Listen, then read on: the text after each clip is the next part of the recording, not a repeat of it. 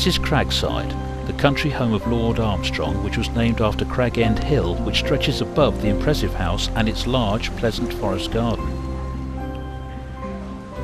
The house, which has been in the care of the National Trust since 1977, was originally a modest two-storey country lodge when built in 1863. It was subsequently extended by Norman Shaw, whose designs transformed it into an elaborate mansion in the Free Tudor style, and at one time Cragside included an astronomical observatory and a scientific laboratory. But its most famous claim to fame was for being the first house in the world to be lit using electricity.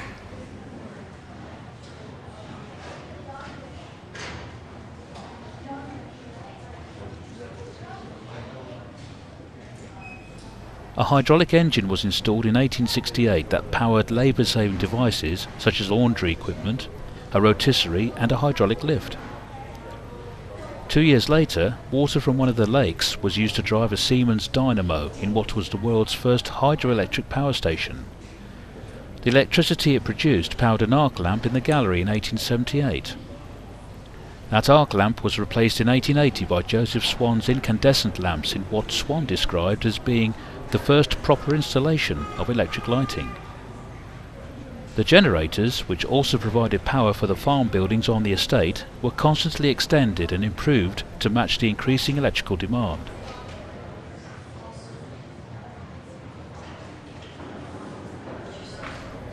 The part that impressed me most was the water-powered lift that was capable of lifting and lowering to and from the third floor no less.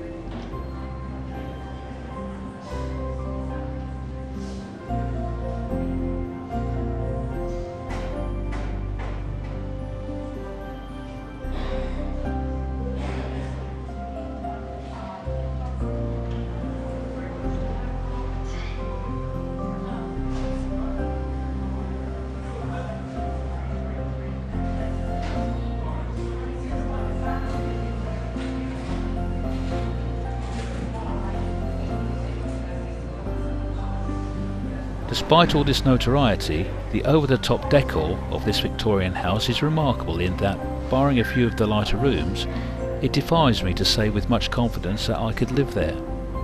It's all a bit too much splendour for me. But there is no arguing with the fact that the estate is beautifully looked after, and visitors can take a steady 15-mile-per-hour tour around the 6-mile estate drive, which is exactly what we did. All the rhododendrons were out, and the damp of the day somehow enhanced that Scottish look on the plentiful rocks and trees, despite the estate being firmly located south of the border.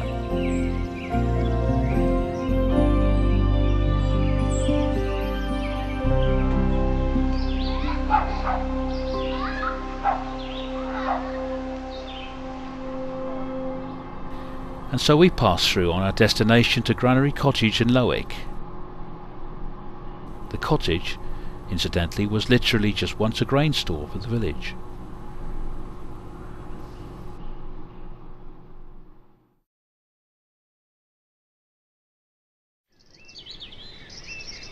We were off in search of St Cuthbert's Cave, although this proved abortive because the path from the car park reaches a T-junction halfway up the side of the ridge, and the direction to the cave is not signposted.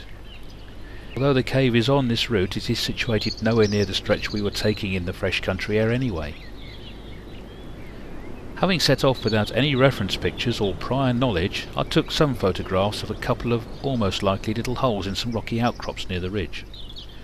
At least the scenery up there was beautiful.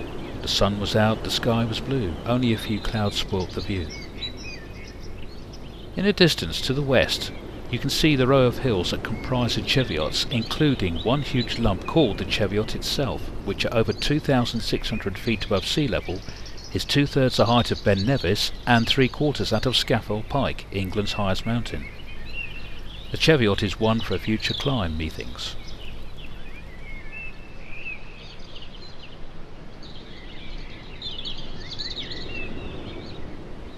And for the record, this is what the cave actually looks like, and this is the view you had from it. Absolutely nothing like where we were near.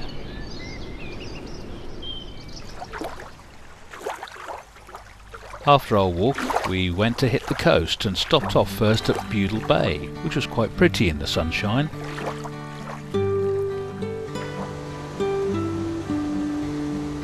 We next travelled to Bamborough on the coast. The magnificent castle strikingly rises above the village, and on this day the gold and copper-coloured stones were bathed in the bright summer sun.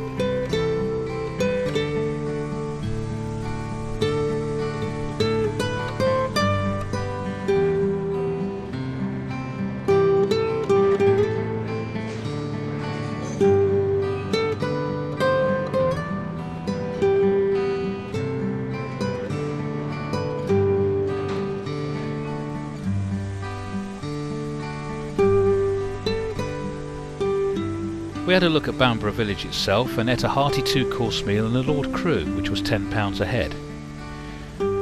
Mum and Dad started off with prawn and crayfish salads, while I had pâté with salad, with a measly 2 oatmeal biscuits. We followed that, with Mum and Dad having roast beef and veg, while I had good old fish and chips. I was determined to have fish and chips, I seem to remember.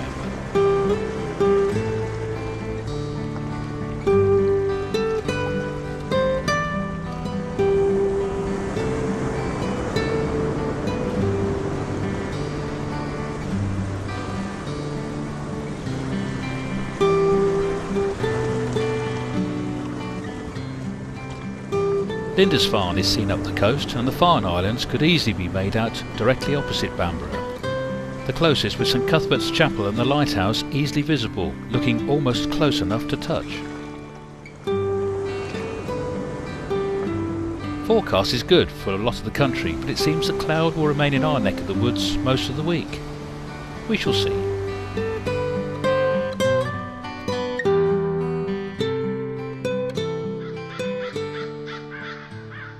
The once disputed border town of Berwick-Upon-Tweed was originally the county town of Berwickshire. Between 1174 and 1482 the town changed hands between England and Scotland no less than 13 times. Its strategic position on the English-Scottish border during centuries of war between the two nations and its relatively great wealth led to a succession of raids, sieges and takeovers.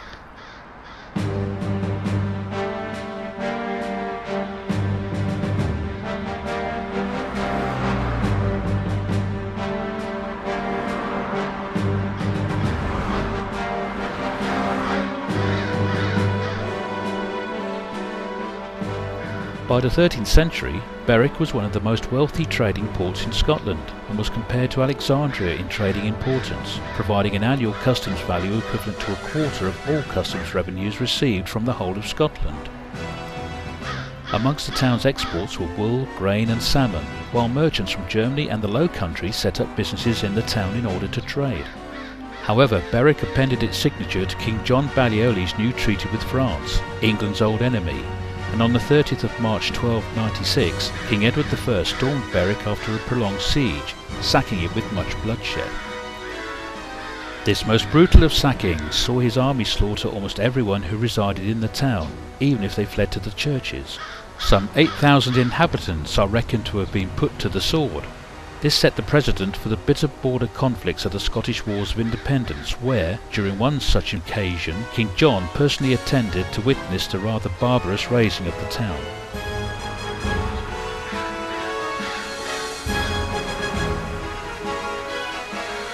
Although most of Berwick Castle was demolished in the 19th century to make way for the railway, the military barracks, built between 1717 and 1721, do remain, and are now maintained by English Heritage.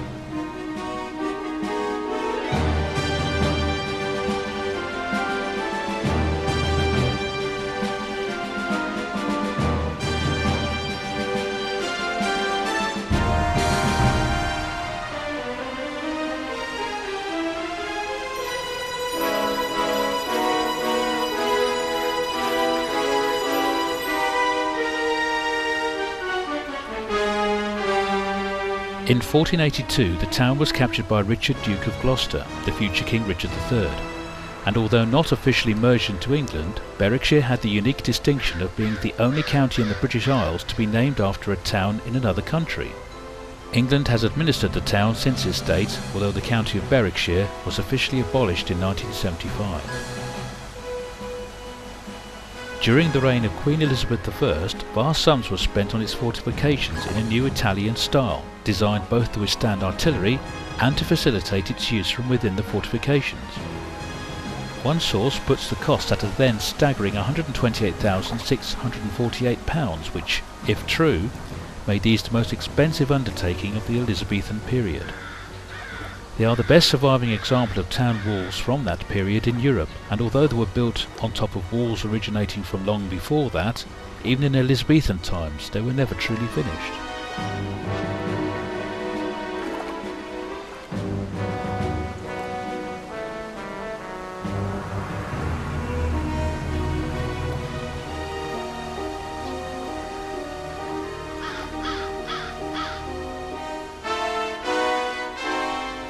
Contention about whether the town belonged to England or Scotland was finally ended in 1707 by the union of the two, although mutterings rumble on today about the merits of rejoining Scotland, possibly prompted by the perception of better services available north of the border. The old bridge across the Tweed, ordered by James VI of Scotland, was built by the Turnpike Trust between 1610 and 1624. This 15-span sandstone arch structure replaced various failed structures from over the preceding centuries.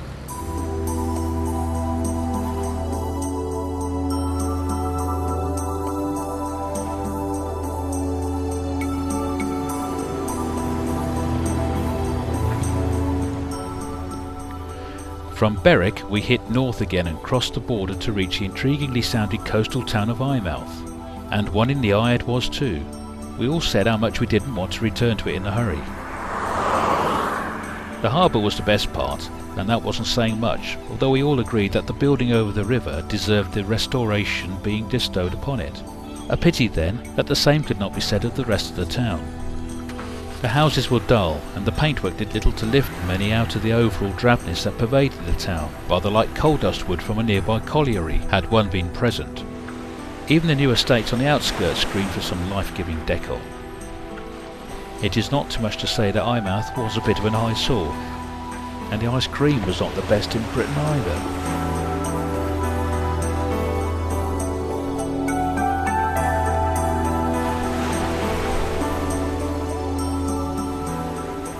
In need of some refreshment, we ambled up the coast a few miles to St Abb's Head, situated in a rather picturesque bay with rocks and a pleasant harbour.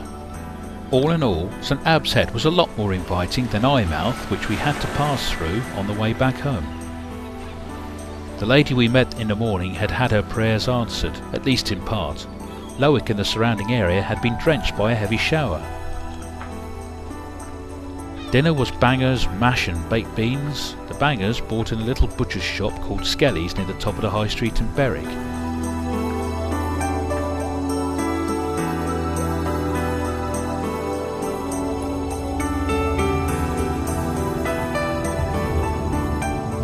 It was a glorious start to the day, sunshine bleeding through every available orifice in the curtains, and thoroughly warming the house even before 8 AM. The folks wanted to take me to Warkworth Castle. Indeed, today that was our first stop. We first went through the lovely village of Warkworth that greets you as you cross the river.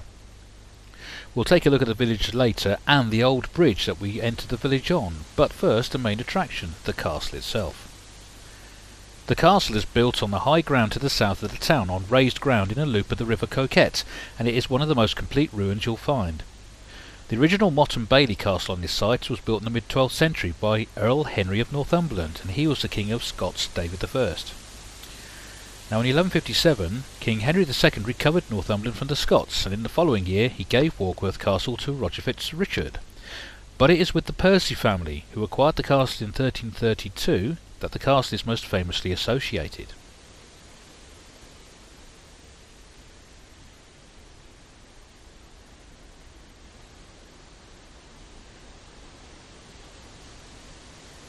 The Percys were one of the most powerful families in the country, and they controlled much of northern England. Their major place of residence was the castle nearby Alnwick, yet despite that they frequently spent time at Warkworth and made big improvements to the castle. The most notable enhancement was the addition of the Great Keep in the northernmost point, which is one of the finest you'll find in this country. The Outer Bailey developed over the centuries the castle was in use as fashions and requirements changed. Carrickfergus Tower on the western side of the gatehouse is semi-octagonal, and the 15th century Montague Tower to the east is squarer.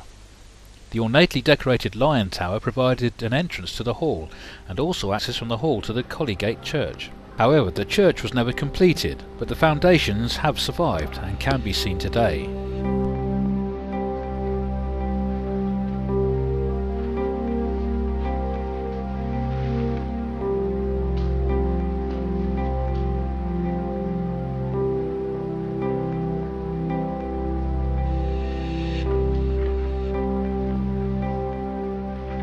In contrast to the more haphazard style of planning by the various generations of owners, or indeed the lack of it, the keep was built in one go as a single unit during the late 14th century. The advanced design provided impressive accommodation, as well as signifying how worthy a status symbol the castle was of a family as powerful as the Percys.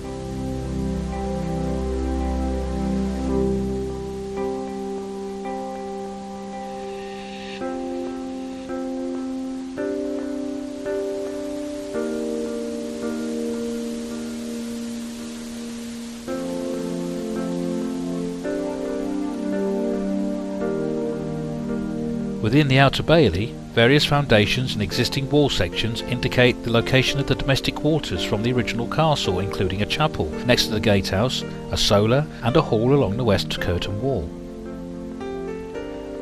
But for all their wealth and power, the Percys didn't have it all their own way, for power struggles brought them into frequent conflict with the monarchy, and on several occasions the castle returned to royal control. But with their influence so great, a Percy was normally reinstated soon afterwards.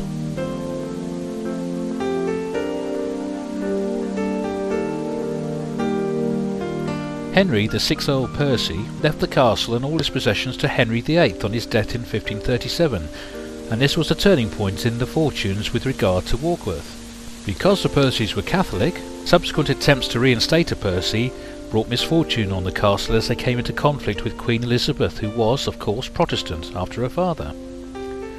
A failed uprising of the Northern Earls against the Queen led to the execution of the 7th Earl in 1572, and to the pillaging of the castle by the Queen's servants. The Percys more or less gave up, and the castle was subsequently allowed to fall into decay. Rising to a height of 3 stories, the polygonal keep with its tall central watchtower appears impressive from any angle, and even today tends to dominate the site. Many of the principal buildings contained within Warkworth Castle have survived remarkably well, and the rooms in the keep were still in use by the owners well into the 20th century. These rooms are indeed open at certain times, but typically, the day we were there, they weren't.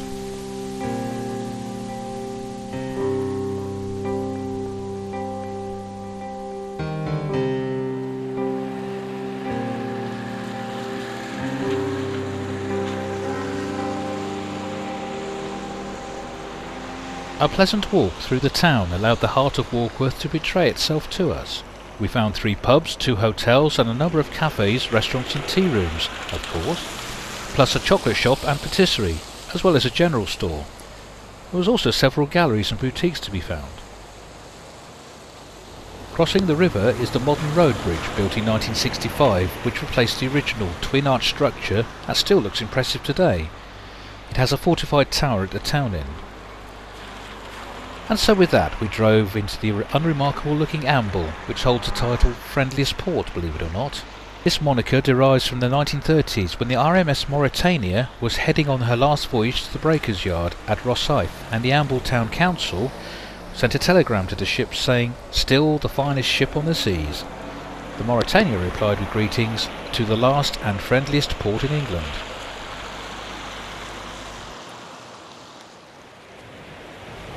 A bit further down, we looked over the sand dunes to Coquette Island with its lonely lighthouse, just as calm and so cool as it has been before.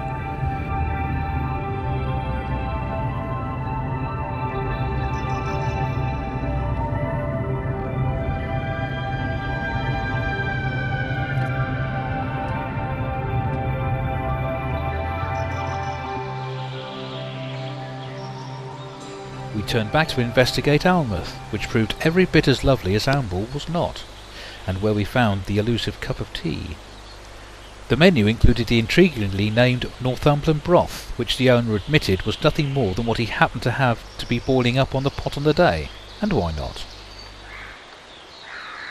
Craster was the very next place on our itinerary, A place to park the car if you want to take the 2-kilometre hike along the coast path to the magnificent ruin of Dunstanburgh Castle. But by this time of the day it was well turned 4 o'clock, and it was too late to attempt even that.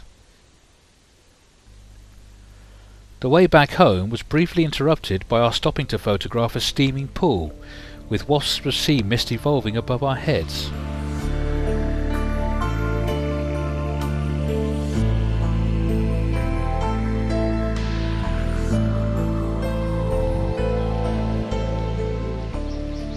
We almost went to Jedburgh this morning, but having deemed that too far, we headed off for Ford and Etal, or as locals pronounce the two villages, Ford and Etal. The closely knit villages lie among the Etal estate, of which Ford Castle is privately owned and wasn't accepting visitors. The Grade 1 listed building of Etal Castle, now in the care of English Heritage, was, so we started off here. The castle started out as a 3-storey tower house founded by the de Manners family in the late 12th century, but its location near the border with Scotland made it vulnerable to attack. So in 1341, Robert de Manners, the nobleman and doctor, received a licence to redesignate it as a castle. He did this by creating a roughly square courtyard enclosed with curtain walls and put the existing tower house in one corner. Directly opposite he placed a large gatehouse, and new towers were placed in the remaining 2 corners. The tower house itself was vastly improved with the addition of another storey and crenellations, and the remains of this now form the centre of the ruin we see today.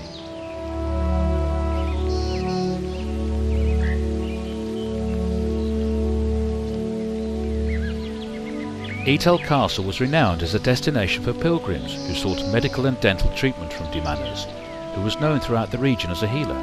However, the family quite often feuded with the local Heron family from Ford Castle nearby, and in one such bloody attack on Etal in 1428, its leader, Sir William Heron, was killed.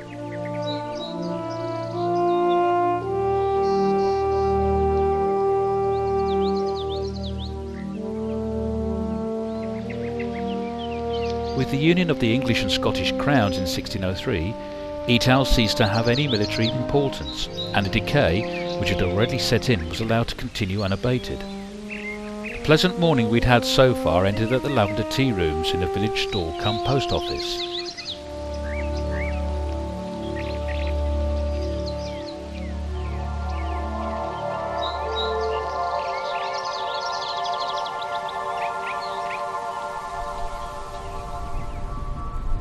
The next historical landmark of the day was of course Flodden Field. This large expanse on an ambling slope was where on the 9th of September 1513 an invading Scots army under King James IV faced an English army commanded by the Earl of Surrey. It was the largest battle in terms of numbers fought between the two nations. The army of some 20,000 hastily recruited northerners would attempt to ward off the 30,000 marauding Scots. It was a decisive and bloody battle. The English generals stayed behind the lines in the Renaissance style. The biggest error the Scots made was placing their officers in the front line medieval style, and with the loss of so many Scottish officers in the savage exchange, there was no one left to coordinate any kind of retreat, and so their invasion of England ground to a halt. A pathetic and dried out tiny thistle reef rustled in the breeze as it leaned against the lonely stone cross that marks the middle of the battle site. We ended up back at Branxton village, where we found the little church of St Paul's, where the slain were brought during and after battle. The leader of the Scots, Henry IV, who'd felt compelled to wade in and help shore up the weakened and disorganised Scottish ranks, is also believed to have been brought back here, after which he died from his injuries.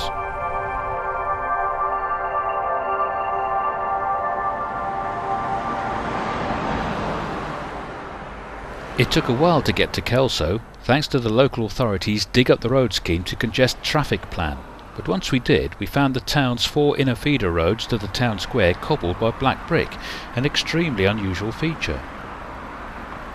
The town itself came into being as a direct result of the creation of the abbey in 1128, and which, in the following years, became one of the finest examples of Romanesque architecture.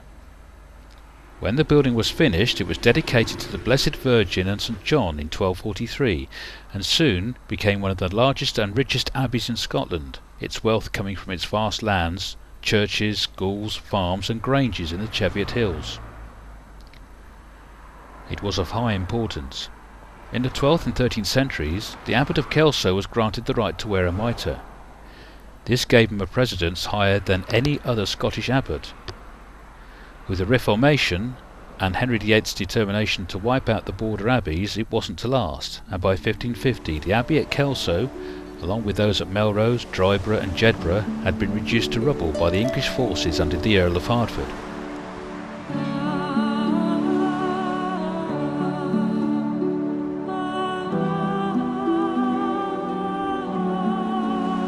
The abbey ruins were plundered as a source of ready-hewn stone for buildings elsewhere in Kelso, and today only a substantial portion of the western end is left standing.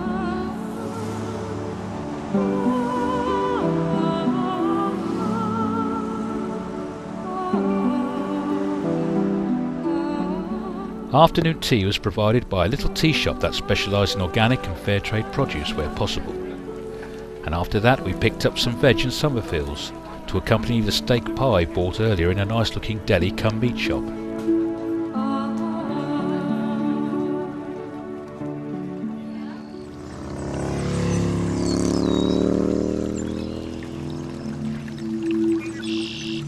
Homeward bound entailed the usual ducking and diving down diversions galore until we reached Tweezel Bridge. Nearby is the remains of Tweezel Castle, and curiously an old station, but with time against us we weren't able to investigate those.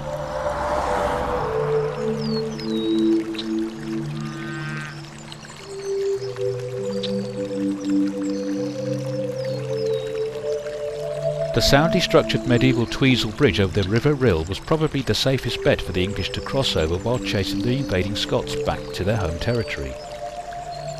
As with many stone-arched bridges in the region, whose history dates back many hundreds of years, this bridge was usurped by a more modern road bridge taking traffic to and from Berwick-Upon-Tweed, not so many miles from here.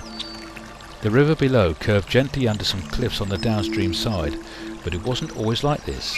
Indeed, the cliff's steep sides displayed much evidence of being carved out over many millennia from the powerfully flowing torrent it undoubtedly once was. The carvings easily seen at a point many feet above the current river level.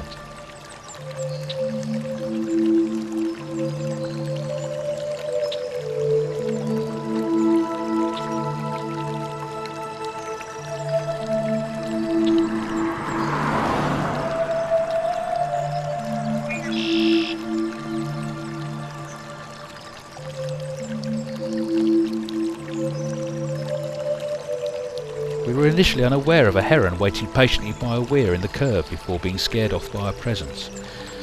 Dad just about got a photo of it in flight before it disappeared into the trees.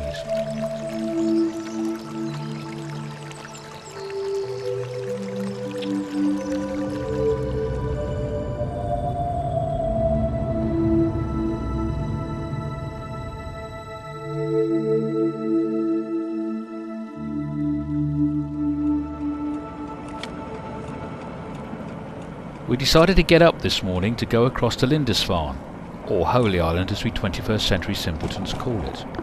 A causeway connects the island to the mainland of Northumberland and is flooded twice a day by the tides. Warning signs urge visitors walking to the island to keep to the marked path, to check tide times and the weather carefully, and also seek local advice if in any doubt. As Sir Walter Scott described it, for with the flow and ebb its style varies from continent to isle. Dry shod o'er sands twice every day, the pilgrims to the shrine find way. Twice every day the wells efface, of staves and sandalled feet the trace.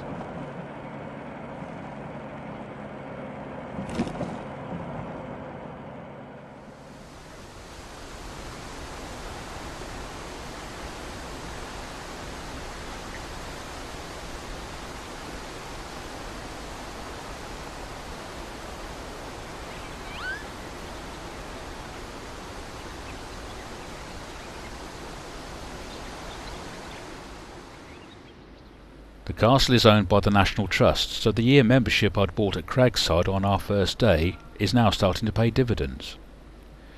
The castle stands on a rocky outcrop at the southeastern corner of the island. It was extensively redesigned as a retreat in the earlier part of the 20th century by architect extraordinaire Van Lutyens. With its twisting and turning corridors, stairwells and passages, the small castle comes across as something much larger, which is a triumph of design in such a restricted living space.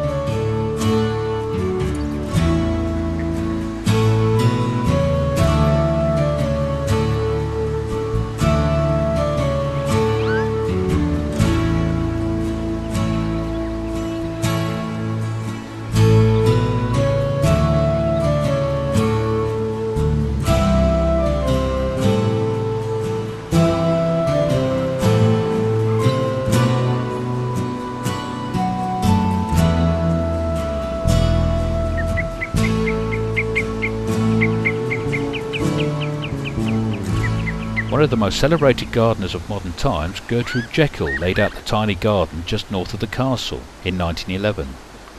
The castle garden and nearby lime kilns are in the care of the National Trust and open to all visitors. The island of Lindisfarne was mainly a fishing community for many years, with farming and the production of lime also of some importance. The quarrying of lime flourished during the Industrial Revolution in the mid-19th century, when over 100 men were employed. Crinoid colonels extracted from the quarried stone and threaded into necklaces or rosaries became known as St. Cuthbert's beads. The lime kilns are amongst the most complex in the county, and traces of the jetties by which the coal was imported and the lime exported can be found close by at the foot of the Crags.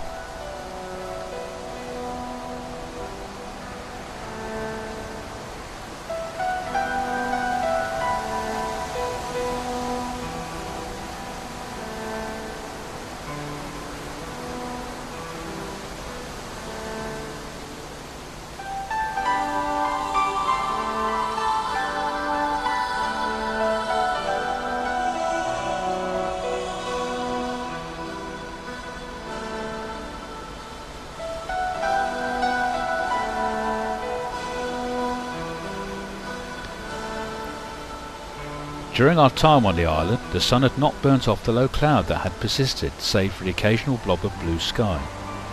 These became more numerous while we toured the priory, which is run by English Heritage. We could have just walked in there, and indeed we suspected many did exactly that because, as it turned out on asking, they were short-staffed.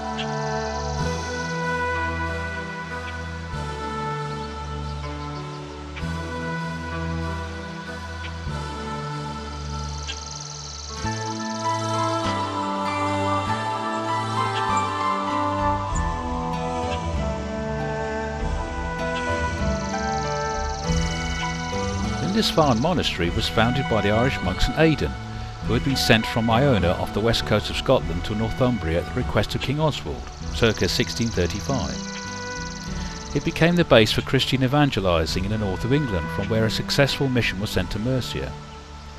Northumberland's patron saint, Cuthbert, was a monk, later abbot of the monastery, and he later became Bishop of Lindisfarne. Cuthbert was buried here, and his miracles and life were recorded by the Venerable Bede.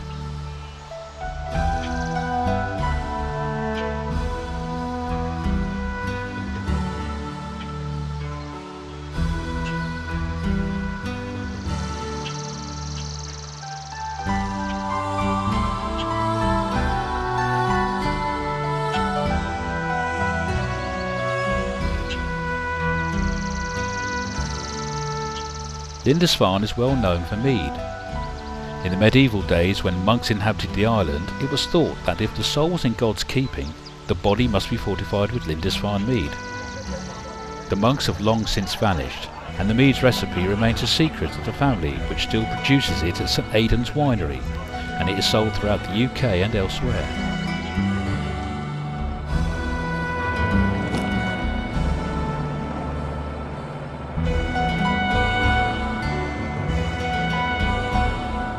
Recently, Lindisfarne became the centre for the revival of Celtic Christianity in the north of England. A former minister of the church there, David Adam, is a well-known author of Celtic Christian books and prayers. Following from this, Lindisfarne has become a popular retreat centre as well as a holiday destination.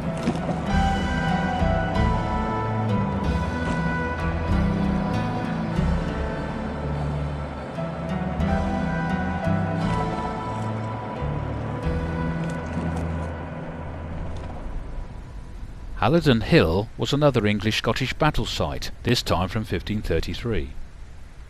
Apart from a car park, there was very little else to go and see, except where everything happened thanks to a detailed history board and a great where everything is pointer.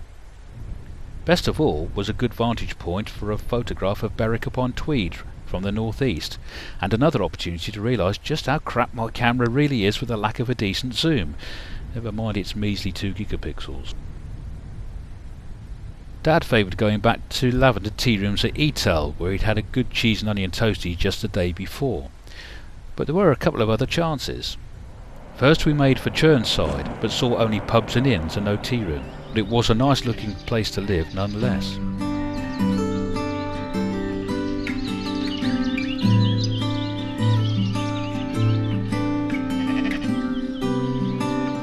Paxton Country Park was next on Plan B. This is a privately owned house and estate open to the public. However, you didn't pay a charge at all if all you wanted was refreshment in the Stables Cafe.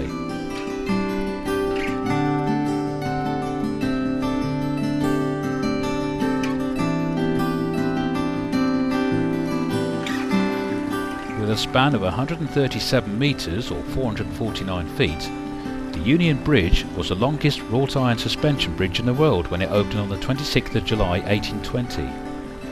It was built by Naval Captain Samuel Brown, using chains to suspend the deck over the River Tweed between Horncliffe in England and Fyshwick on the Scottish borders. Captain Brown knew that a wooden sailing ship is not totally rigid, and so he designed the bridge on the same basis, which may account for its longevity.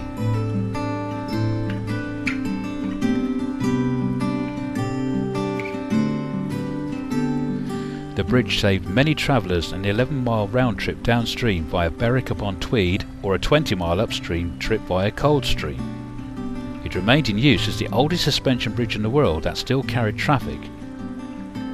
A landslip on the steep-sided English bank forced its closure in December 2008, and this order appears to remain in place today.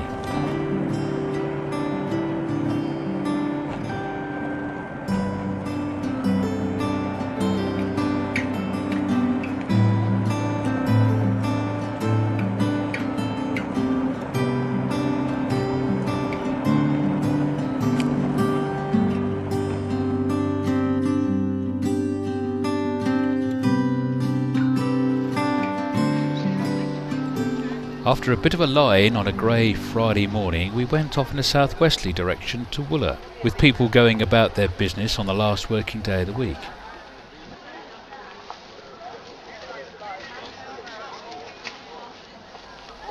Drizzle set in as we stopped for the proverbial mid-morning coffee. Well, Dad had the coffee, the rest of us indulged in hot chocolates with cream and marshmallows.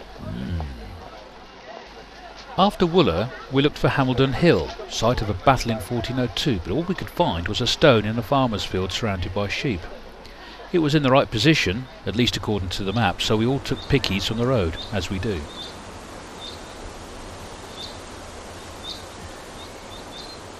Dismissing going on to Jedburgh and finding the privately owned Lilburn Tower inaccessible, we stumbled across a significant War of the Roses battle site of Hedgeley Moor.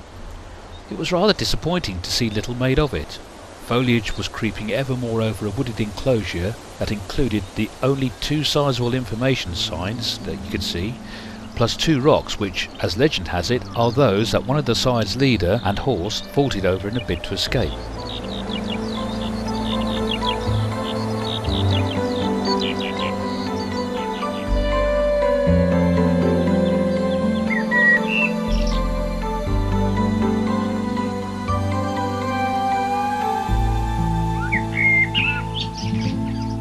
Most visitors to Northumberland will know of the grim and bloody history of this border county, but seldom will they receive so vivid an impression of its reality as at Preston Peel Tower.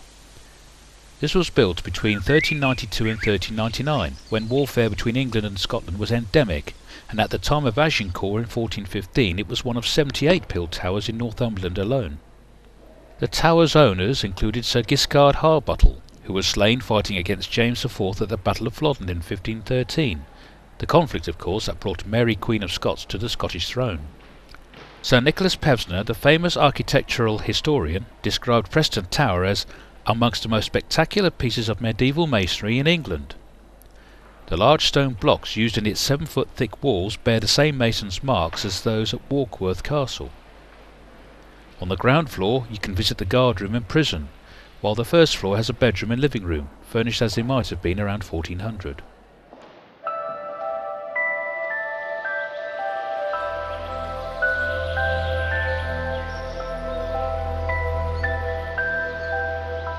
The views from the top of the tower are spectacular, and one can imagine what it was like to be dropping unpleasant objects onto attackers below.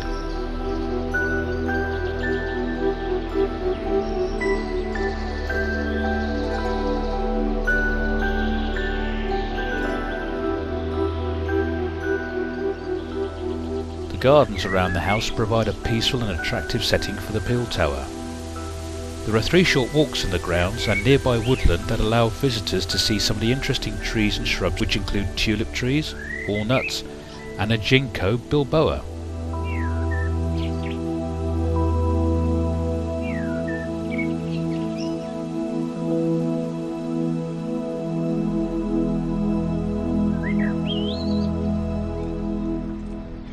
Sea houses became the final destination while we were looking for something to eat, and as we edged closer the weather closed in more and more with increased doses of drizzle as we approached the coast. We ate there and then, and mainly because it was some 7 hours since our kippers in the morning for breakfast, and Dad does get a little scratchy if he fails to eat regularly, although of course he'll bite your head off telling you that he doesn't, hasn't and isn't, so there.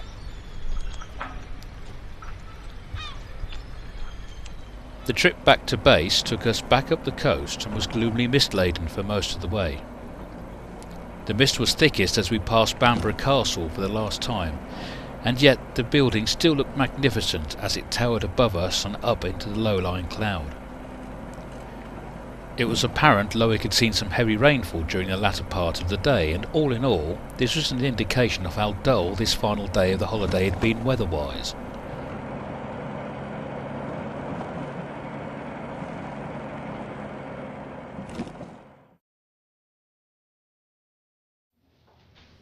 It was still misty in the morning as we prepared to load our bags into the back of Dad's rather nice car ready for the trip home.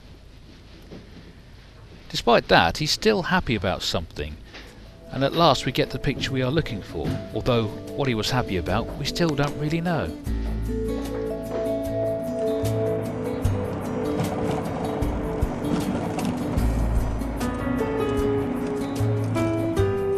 The sky is grey and low cloud clings to the high peaks around.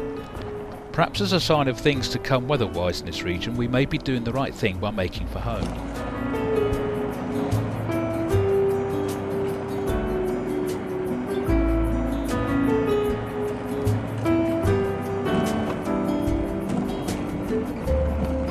Instead of passing Newcastle on this road, we opted to detour round the east side on the A19 and travel instead through the Tyne Tunnel. This was in fact the route for the A1 for a time before the Newcastle's western bypass route was finally constructed, taking some strain off this two-way drain under the river. Traffic levels have still progressed though, and like the Dartford M25 crossing down south, a new dual-lane bridge was being constructed over the Tyne to complement this original, lengthy, twisty and turny two-way tunnel, which must be quite overwhelmed during the business week with traffic.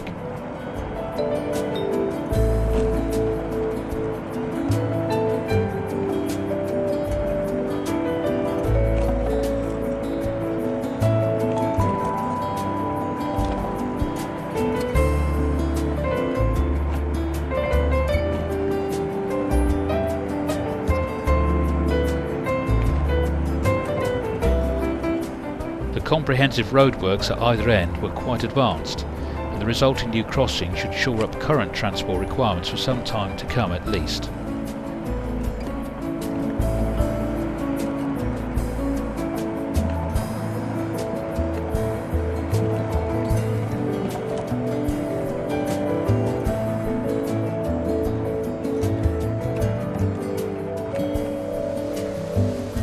Through the gloom we spied something reminiscent of the temple in Athens, albeit a half-size replica.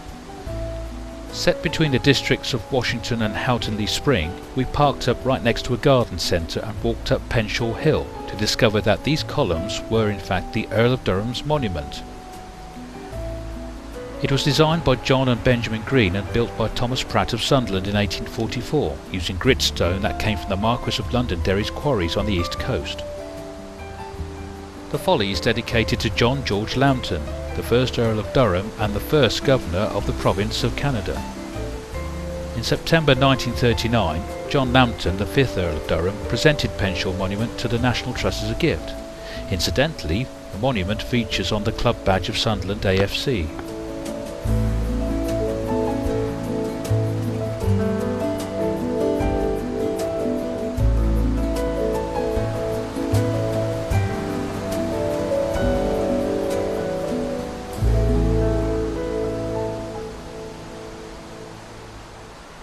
And so began the last stretch of our journey home. Further down the A19 through County Durham, just level with Northallerton, we pulled into Mount Grace Priory. This was another suitable location to use my new National Trust membership card. At least it would have been had we not experienced a freak accident in the car park. The explosion of shattering glass shocked us all, especially Mother, who was sitting right next to it.